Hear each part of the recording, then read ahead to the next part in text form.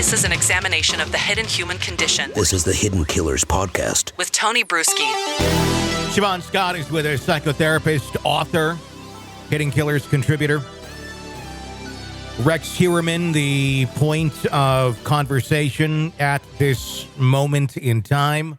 Is there room for improvement when it comes to police investigations into cases like this, into understanding the psychology behind these crimes to assist law enforcement in better identifying individuals like this sooner?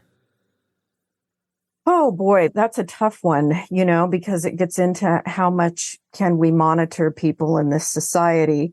And, you can certainly say that there are probably some risk factors and red flags, but certainly every man who's out cruising around at night and looking for prostitutes on the street, now that can be a red flag for a serial killer, but there are millions and millions of people who engage in that behavior and are not serial killers and will never do anything violent.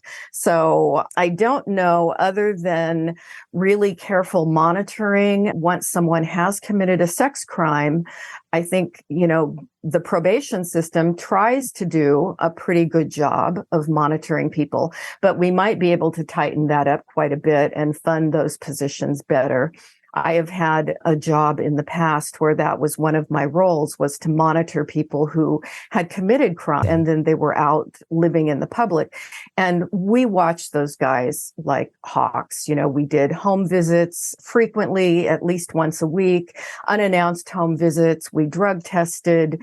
We basically knew everything that they were up to. And had good outcomes. But each one of the therapists in that program, we only had 7 to 10 people that we tracked and monitored. And I think if somebody has committed a crime, really tightening up the supervision, if they're not incarcerated, is probably a good thing to do. Much more incredibly difficult if the person has not been charged with any sort of crime. That's the problem. Yeah, that's the problem. We have a very free society and people are going out, and even in areas where prostitution is, a criminal offense, it's overlooked, certainly in major cities. And most people who engage in that behavior are not going to become violent, but it is a risk factor for some people.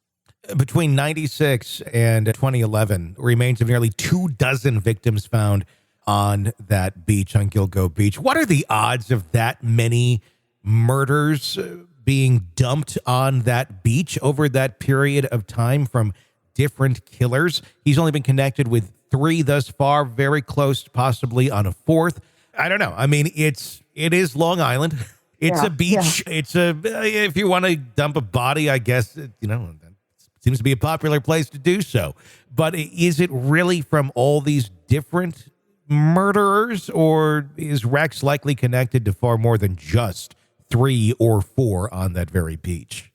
It sure seems weird, creepy, and suspicious, doesn't it? Yeah. I think they've got to be looking really closely at how can they tie him, if he can be connected to the other ones, because it seems statistically very odd. I don't know much about the neighborhood, but boy, that would not be an area I would be looking to move to at this point. Yeah, you look at the entrance to Gilgo Beach, it looks very happy and like a beach. You're going out, playing in the water. It doesn't really look all that shady. I would be curious, and I don't have the numbers on this, of other beaches along Long Island. Like, how many bodies do you find on average here a year? And that might put it into better perspective.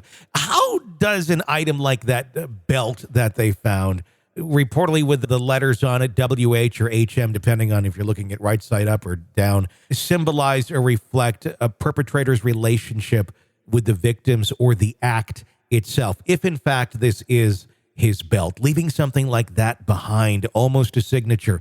I mean, it certainly could be an accident, but sometimes it's a signature that is left with purpose. Yeah, and that could be the grandiosity. Think that I'm so smart, I can leave hints or leave clues and nobody's smart enough to catch me. Could be something like that.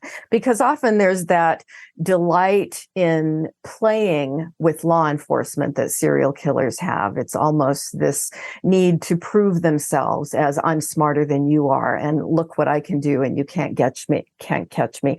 Sort of like the Zodiac killer, playing games and making up codes and writing to newspapers. And, it's sort of a little game that many of them play.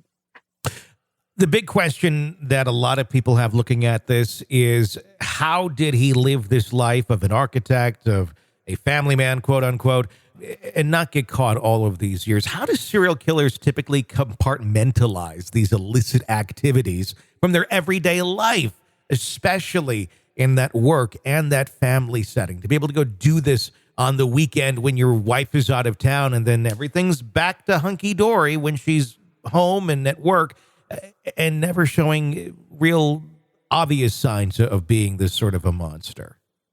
Yeah, that's one of the weirdest qualities that I see in folks like this, is how adept they are at compartmentalizing, and how they have this incredibly active fantasy life that's very dark and twisted and violent and weird. And yet maybe with their wife, they function sexually fairly normally. And they have very often have a partner who's available sexually, but they keep this other stuff hidden and they just don't leak. Most normal people, we would leak when we're, thinking about something a lot. We'd talk about it. It would come out in our normal daily life. And guys like this just really keep secrets well. It's bizarre. And to me, it's one of the strangest things about them. What does it signify when someone keeps a trophy room or trophies or something? We don't know quite exactly what Rex had, but it does seem he was a bit of a hoarder. He had the 200 some guns, and it looks like there may have been a lot of trophies possibly in his home. Does keeping these sort of trophies signify, obviously it's a control thing, but to have those items at your home where if you were to be looked at would very quickly get you caught and convicted of such a crime. Do these people at some point know they're going to be caught or want to be caught? I think it's part of the game. And I think because of their grandiosity and their narcissism, they think they're not going to be, but of course they always know that's a possibility. And I think they get almost this addicted response to the risk and the danger, and that even increases their arousal.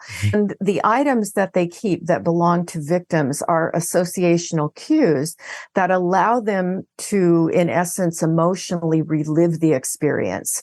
And they remember each experience very distinctly. And if they have that item around when they masturbate, it brings back that sense of euphoria that they had at the time of the murder. Essentially, it's a very sadistic risk-reward scenario they're playing out of. Is it worth keeping this and possibly being caught with it versus getting rid of it? But they find so much more joy in keeping things like that versus getting rid of any evidence that could connect them to such a thing. Yeah. And the fact that, it seems like if you're a smart person, and many of these guys are smart people, you would realize that keeping these items may mean that this whole thing stops and I go to prison forever or even face the death penalty. But when you talk about the reward, this is really part of the addictive kind of cycle, this addictive pattern that they have. It's like, even though this is poor judgment to keep this item, they do it anyway because they get such a sense of power from it. This is an examination of the hidden human condition This is the Hidden Killers Podcast with Tony Brueski.